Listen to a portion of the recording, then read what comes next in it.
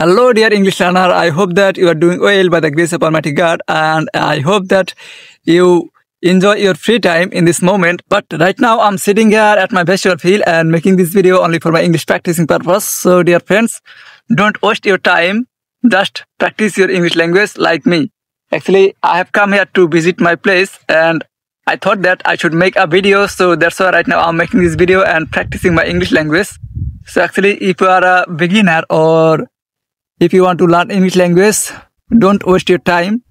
Just use your time in a productive way. Actually, without practice your English language, you can't improve your speaking level. So try to speak your English.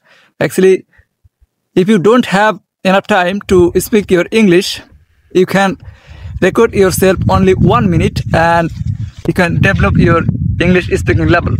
So actually, when I started my English learning journey, that time I couldn't speak in English fluently. But right now I'm trying to record so many videos and trying to practice my English language.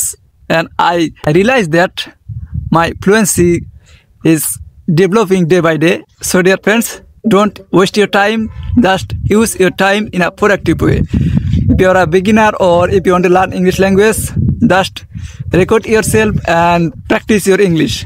I hope that your fluency will develop very soon. So thanks for watching.